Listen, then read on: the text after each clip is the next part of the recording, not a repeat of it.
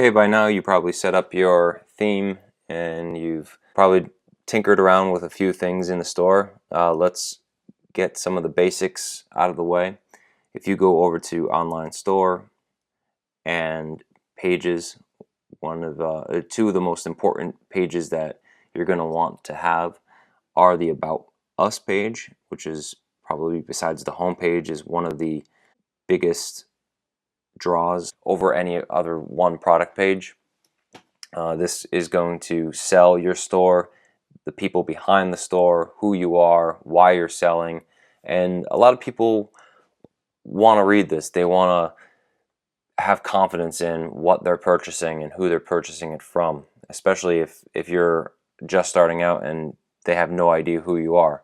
So take some time, fill out this about us page, tell people what you're doing, and don't overlook this. They give you a nice template to start with. Do a little bit more, put your own spin on there. One thing that they don't add by default is a Contact Us page.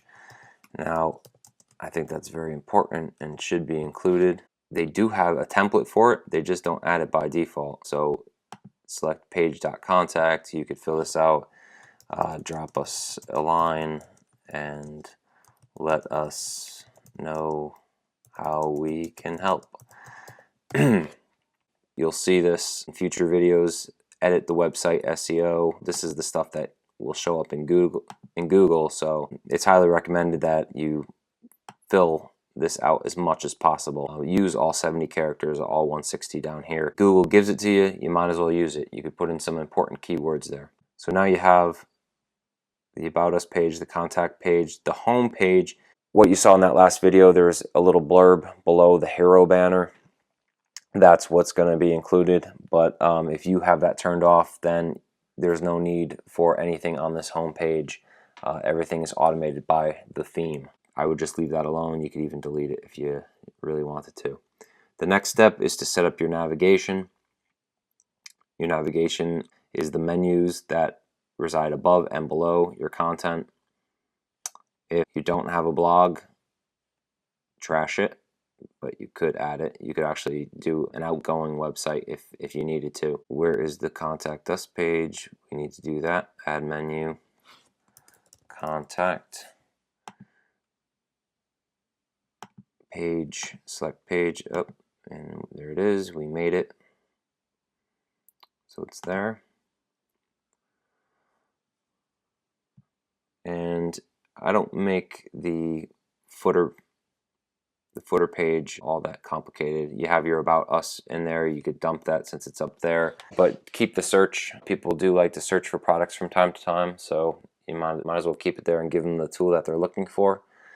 And in the beginning, just keep it simple. Domains. If I were to go out and buy golfkings.com, I would hit add existing domain and enter it right there. I could also buy it through Shopify, but I think it's slightly more expensive. It is much simpler and you don't have to do anything. You don't have to think about it. And so that's nice. But those are two options that they give you.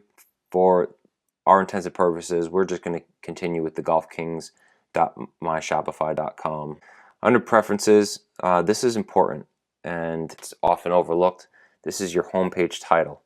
So when people go to your site, they're going to have the tab in their browser, and right now it says Golf-Kings online store preferences. Well, I mean, that's just because we're on the admin page, but if I happen to go to my Shopify store right now, it'd have a pretty generic title that is just generated by Shopify. We want to control this the best we can and write something clever that not only people will think it's professional, but also it'll look good in the search engines. So if anybody were to stumble upon Golf Kings in Google, they would say, oh wow, look at all this information, I want to go shop there.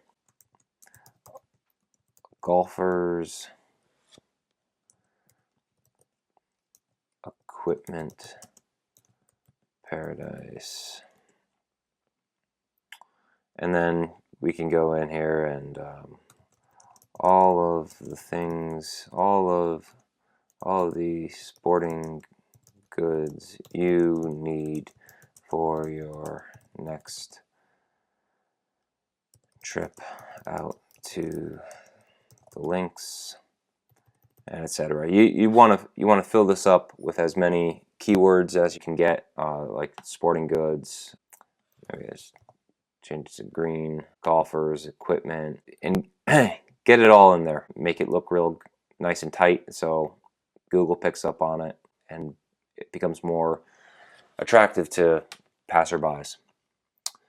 Google Analytics, if you do decide, if you choose the $29 basic plan, you're going to want to use Google Analytics to make up for what you're lacking in the $79 plan. So this is the section where you would tie in the two.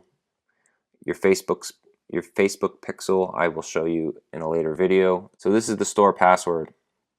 Once you're all set and ready to open your store, you want to go here and turn this off. And actually right now it looks like I didn't finalize or I didn't confirm the payment. I'm getting this warning sign and the password has to stay.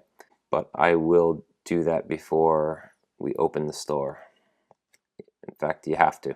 Okay, well that is it for setting up all the back-end things on the online store. The next video we will go and set up payments.